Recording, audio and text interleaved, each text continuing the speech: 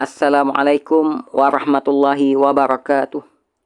Alhamdulillahilladzi arsala rasulahu bil huda wa dinil haqq liyudhhirahu 'alad dini kullihi walau karihal kafirun.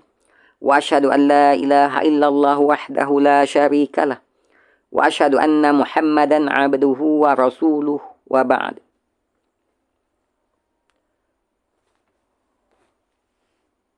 Allahumma inna na'udzubika min an nusyrika bika syai'an na'lamu wa nastaghfiruka lima la na'lamu wa la haula wa la quwwata illa billahil aliyil azim. Allahumma, ya Allah, ya Tuhan kami, sesungguhnya kami mohon berlindung kepadamu daripada kami mempersekutukan suatu apa pun jua denganmu dalam keadaan kami mengetahui hakikat kesesatannya, dan kami mohon keampunan daripadamu atas apa jua kesyirikan yang kami lakukan sedangkan kami tidak mengetahui kesesatannya. Tiadalah daya upaya kami melainkan apa yang telah Engkau tentukan bagi kami, ya Allah. Amin, amin, amin, ya Rabbal Alamin. Alhamdulillah, dengan izin dan kasih sayang Allah Subhanahu wa Ta'ala, InsyaAllah dapat kita di pagi yang berbahagia ini untuk sama-sama kita lapangkan masa bagi mengikuti sesi perkongsian bacaan kitab Perangi Syirik, Sucikan Aqidah, Mantapkan Syahadah, hasil karangan Dr. Abdullah Yassin, terbitan karya Bestari Sendirian Berhad, dan edarannya oleh grup buku Karangkraf Sendirian Berhad, untuk sesi perkongsian audiobook yang ke-26, insyaAllah. Dan sebagaimana telah sedia kita maklumi, versi yang sedang kita ikuti perkongsian bacaannya ini adalah versi PDF cetakan kedua tahun 2013.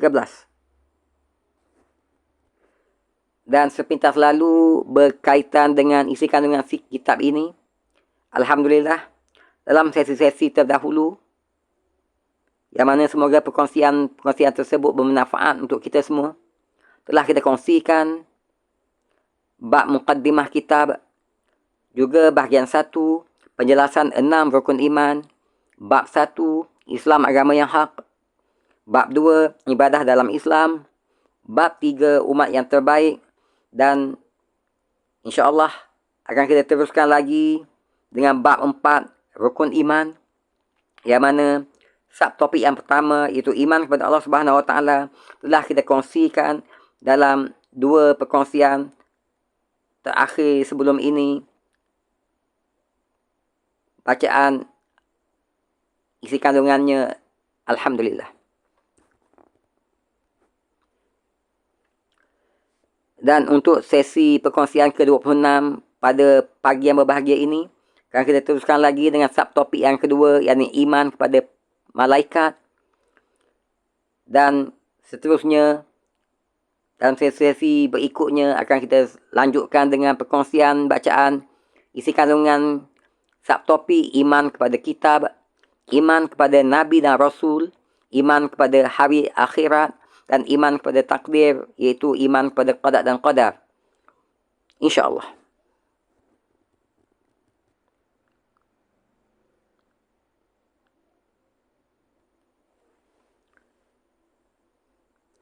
Ini adalah sesi perkongsian audiobook bacaan kitab Perangi Syirik, Sucikan Aqidah, Mantapkan Syahadah, hasil karangan Dr. Abdullah Yassin Hafizahullah,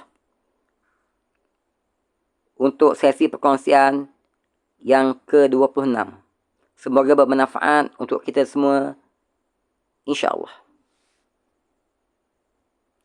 Bab 1, penjelasan tentang 6 rukun iman.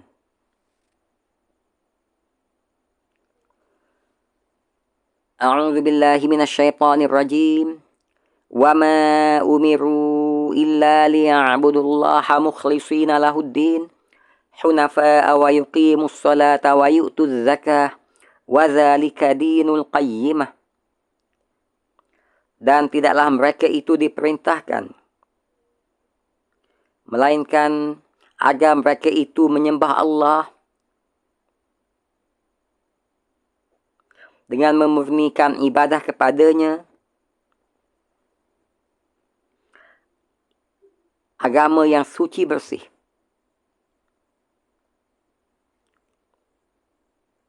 Dengan mengikhlaskan agama kepadanya, itu agama yang suci bersih. Dan agar mereka itu mendirikan solat dan menunaikan zakat. Itulah agama yang lurus. Sadaqallahul azim. Wa man yabtaghi ghairal islami dinan falan yuqbala minhu wa huwa fil akhirati minal khasirin. Barang siapa mencari agama selain Islam, maka sesekali tidaklah akan diterima agama itu daripadanya, dan dia di akhirat tergolong di kalangan orang yang rugi. Ali Imran ayat 85. Sadaqallahul azim.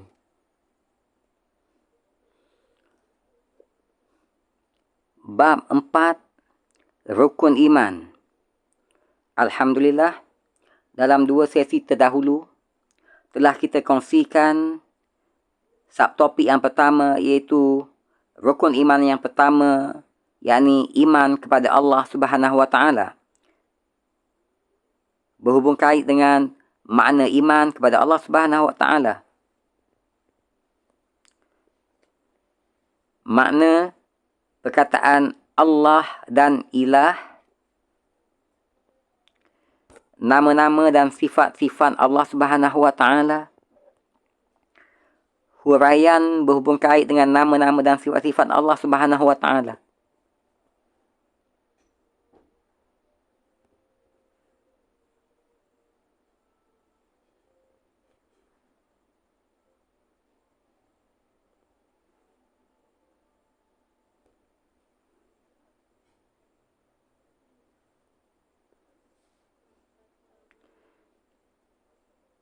Dan insya-Allah di pagi yang berbahagia ini, untuk sesi perkongsian audiobook ke-26 ini, akan kita teruskan lagi dengan subtopik yang kedua, iaitu berhubung kait dengan rukun iman yang kedua, iaitu iman kepada malaikat. Siapakah malaikat? Ibnu Hajar al-Asqalani berkata, al-malaikah adalah bentuk jamak daripada perkataan malak. Perkataan malaikat diambil daripada akar kata al-ulukah, iaitu ar-risalah, yang artinya utusan atau pesuruh. Inilah pendapat Sibawayh dan jumhur ulama. Dan berkata jumhur ahli kalam dalam kalangan umat Islam, malaikat adalah jisim halus yang diberi Allah Subhanahu wa taala kudrah untuk berubah dalam pelbagai bentuk, dan tempat tinggal mereka adalah di langit. Malaikat merupakan makhluk ghaib yang mempunyai jisim nurani yang sangat halus. Mereka tidak dapat dilihat dalam keadaan biasa, tetapi diberi kemampuan oleh Allah Subhanahu wa taala untuk bertukar kepada pelbagai bentuk jasmani yang boleh dilihat oleh manusia dan mempunyai kekuatan luar biasa. Mereka sangat hampir dengan Allah Subhanahu wa taala, mematuhi segala perintahnya dan tidak pernah durhaka kepadanya, tidak kahwin ataupun bernikah, dan tidak mempunyai zuriat, tidak makan dan tidak minum. Mereka merupakan hamba-hamba Allah Subhanahu wa taala yang mulia. Mereka lah yang membawa risalah Allah Subhanahu wa taala kepada semesta alam dan menunaikan tugas masing-masing dengan sangat cemerlang di atas ketentuannya, ketentuan Allah Tabaraka wa taala. Iman kepada malaikat. Beriman kepada malaikat adalah salah satu daripada rukun iman yang 6. Sesiapa yang tidak percaya, tidak beriman kepada malaikat, maka kafir hukumnya menurut ijma' ulama. A'udzu billahi minasyaitonir rajim. Amana ar-rasulu bima unzila ilaihi mir rabbih wal mu'minun. kullun amana billahi wa malaikatihi wa kutubihi wa rusulih. Rasul telah beriman kepada Al-Quran yang diturunkan kepadanya daripada Tuhannya.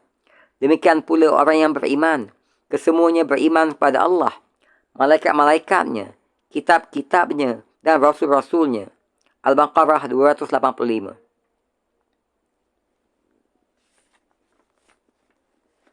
Wa man yakfur billahi wa malaikatihi wa kutubihi wa rusulihi wal yaumil akhir faqad dhalla dhalalan ba'ida.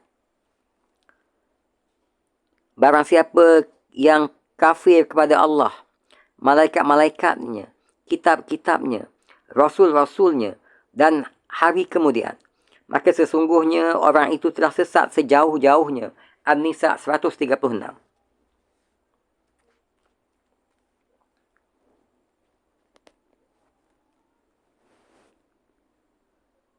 Jenis dan tugas malaikat.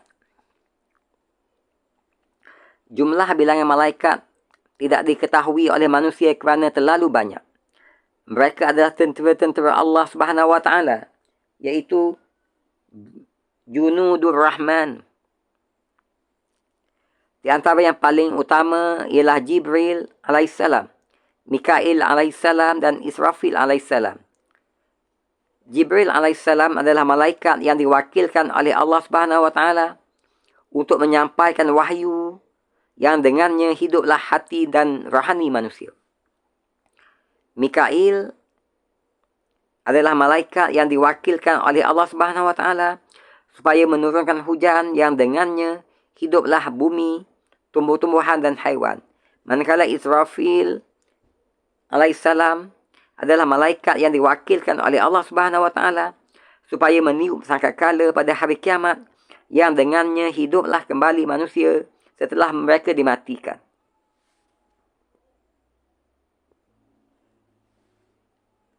A'udzu billahi minasyaitonir rajim. Man kana aduwwan lillahi wa malaikatihi wa rusulihi wa Jibril wa Mikala fa innallaha aduwwul lil kafirin. Sadaqallahul azim. Sesiapa yang menjadi musuh Allah, malaikat-malaikatnya, rasul-rasulnya, Jibril dan Mikail, maka sesungguhnya Allah adalah musuh bagi orang kafir. Al-Baqarah ayat 98. Selain tiga malaikat utama tersebut, terdapat lagi malaikat-malaikat lain yang juga disebutkan di dalam Al-Quran dan Sunnah. Antaranya malaikat maut ataupun Israel alaihissalam yang ditugaskan mencabut nyawa. Manakala malaikat hamalatul arash pula bertugas mengangkat arash Allah Subhanahu Wa Taala. Hakikat dan sifat-sifat malaikat. Kita tidak mampu mengetahui hakikat malaikat kecuali sekadar yang telah diberitakan oleh Rasulullah sallallahu alaihi wasallam. Disebabkan ia perbahasan akidah, apalagi malaikat termasuk di kalangan makhluk ghaib, maka adalah lebih selamat jika kita batasi pengetahuan kita tentangnya sebagaimana yang tercantum di dalam nas-nas Al-Quran dan Sunnah. Di antara sifat-sifat malaikat yang tercatat di dalam Al-Quran dan Sunnah adalah seperti berikut. Malaikat diciptakan daripada nur, daripada cahaya. Malaikat mampu untuk bertukar bentuk. Malaikat mempunyai kekuatan luar biasa. Malaikat sentiasa taat kepada Allah Subhanahu Wa Taala. Malaikat merupakan makhluk yang dekat dengan Allah Subhanahu Wa Taala lagi dimuliakan. Malaikat tidak bernikah dan tidak memiliki zuriat. Malaikat mempunyai beberapa sayap.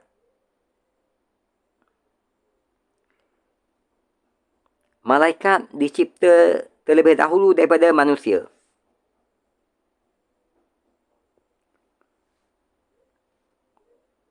Pertama, malaikat dicipta daripada nur, daripada cahaya.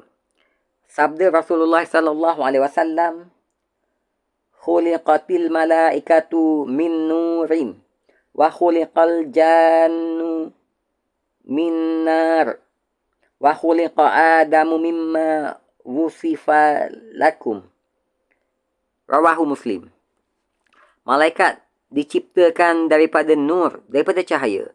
Dan jin dijadikan daripada api. Dan Adam dijadikan daripada apa yang telah disifatkan kepadamu. Hadis riwayat Muslim. Kedua, malaikat mampu untuk bertukar bentuk. Kadang-kala malaikat mampu bertukar dalam bentuk manusia yang tidak dikenal seperti kisah pada hadis iman, Islam dan ihsan. Kadang-kadang ia muncul dalam bentuk lelaki yang dikenali seperti menyamai rupa Dihyah Al-Kalbi, salah seorang sahabat Rasulullah SAW. Sungguh banyak kisah di dalam Al-Quran berkenaan hal ini, seperti mana kedatangan malaikat Jibril kepada Maryam alaihissalam dan Nabi Ibrahim alaihissalam. Ketiga, malaikat mempunyai kekuatan luar biasa. Contohnya kemampuan mereka mengangkat arash walaupun dalam bilangan yang sedikit. Rasulullah SAW bersabda, "Uzina li an uhaddisa an malakin min malaikatillah min hamalatil arsh anna ma baina syahmati udhunihi ila atiqaihi masirata sab'umi'ati am." Rawahu Abu Dawud. Diizinkan kepadaku untuk menceritakan tentang malaikat pengangkat arash, bahawa jarak antara anak telinganya dengan kedua bahunya adalah sejauh 700 tahun perjalanan. Hadis riwayat Abu Dawud dengan sanad yang sahih. Contoh lain ialah kemampuan mereka untuk membalikkan negeri kaum Nabi Lut serta melakukan tiupan sangkakala yang menyebabkan semua penghuni langit dan bumi mati. Keempat, malaikat senantiasa taat kepada Allah Subhanahu Wa Taala. Malaikat sentiasa melaksanakan suruhan Allah Subhanahu Wa Taala dan tidak pernah sesekali derhaka kepadanya.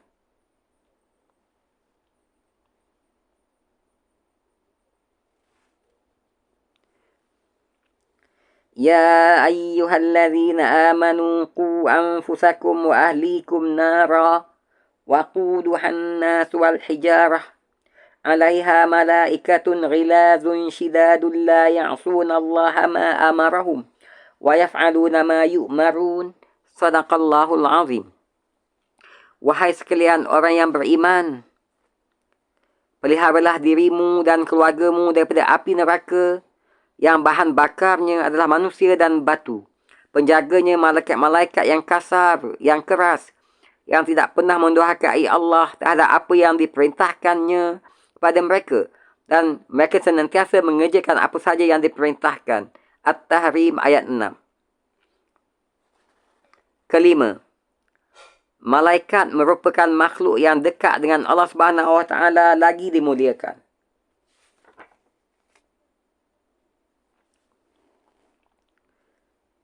Innalladzina 'inda rabbika la yastakbiruna 'an 'ibadatihi wa yusabbihunahu wa lahu yasjudun. Shadaqallahul azim.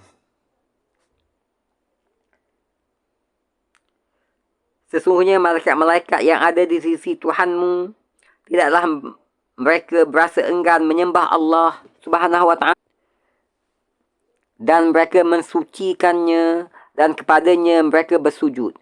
Al-A'raf ayat 206. Maksud yang ada di sisi Tuhanmu mengandungi makna bahawa para malaikat dekat di sisi Allah Subhanahu Wa Taala dan mereka dimuliakan. Keenam, malaikat tidak bernikah, tidak kahwin dan tidak memiliki zuriat, keturunan. Allah Subhanahu Wa Taala mencela sikap orang kafir yang mendakwa kononnya malaikat itu perempuan.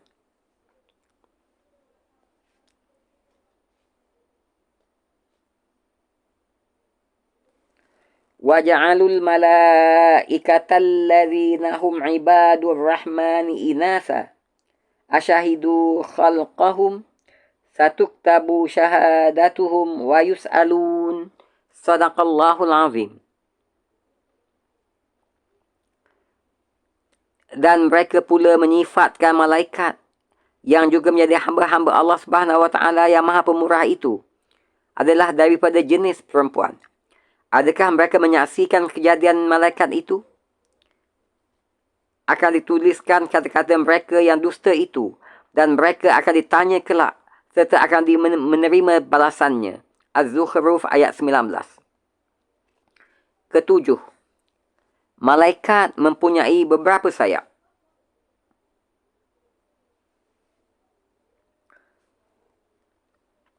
Alhamdulillahi fatiris samawati wal ard ja'ilil malaikati rusulan uli ajnihatim masna wa sulasa wa ruba'. Sadaqallahul azim. Segala puji bagi Allah, pencipta langit dan bumi, yang menjadikan malaikat sebagai utusan-utusan untuk menguruskan pelbagai urusan, yang memiliki sayap masing-masing, ada yang 2, 3 maupun 4. Surah Fatir ayat 1.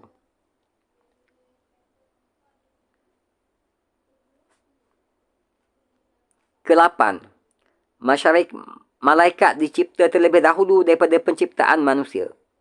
Hakikat ini dapat disimpulkan daripada perintah Allah Subhanahu Wa Taala kepada para malaikat agar sujud kepada Adam setelah dia sempurna diciptakan oleh Allah Subhanahu Wa Taala. Begitu juga kata-kata malaikat kepada Allah Subhanahu Wa Taala, ataj'alu fiha man yufsidu fiha wa yasfiku dima. Mengapakah engkau mahu menjadikan khalifah di muka bumi ini orang yang akan membuat kerosakan kepadanya dan menumpahkan darah? Al-Baqarah ayat 30.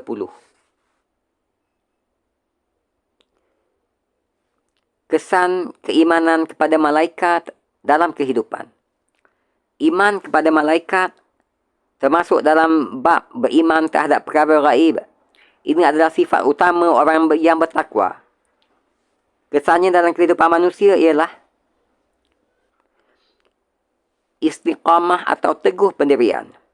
Keimanan yang mantap bahawa malaikat sentiasa mengawasi dan mencatat segala amalan dalam perbuatan kita seharian akan mendorong seseorang untuk sentiasa taat kepada Allah Subhanahu Wa Taala.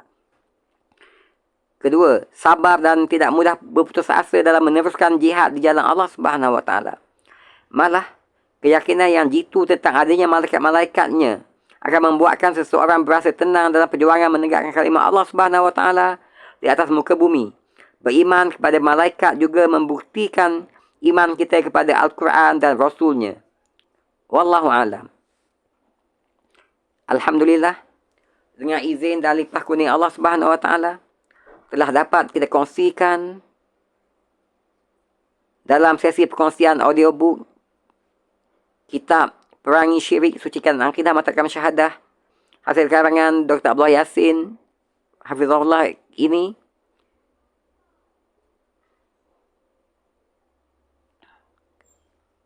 Subtopik yang kedua daripada bab 4 rukun iman, iaitu iman kepada malaikat. Semoga perkongsian ini juga perkongsian yang terdahulu, juga perkongsian yang seterusnya akan sangat-sangat bermanfaat dalam peningkatan iman dan amal kita dengan seizin Allah Subhanahu Wa Taala. Dan untuk sesi perkongsian berikutnya, insya-Allah akan kita teruskan lagi sambungan kepada rukun iman yang kedua, iaitu iman kepada malaikat, bermula daripada kewujudan makhluk jin. Semoga perkongsian ini bermanfaat untuk kita semua, bermanfaat juga untuk penulis kitab ini, iaitu Dr. Abdullah Yassin Hafizahullah. Semoga Allah berkenan untuk melimpahkan sebesar-besar manfaat dunia dan akhirat kepada beliau di atas jasa bakti untuk agama. Terima kasih di atas kesudian mengikuti perkongsian kitab bacaan kitab ini. Semoga berjumpa lagi di sesi selanjutnya dengan izin Allah Subhanahu wa taala. Wabillahi taufiq wal hidayah. Wassalamualaikum warahmatullahi wabarakatuh.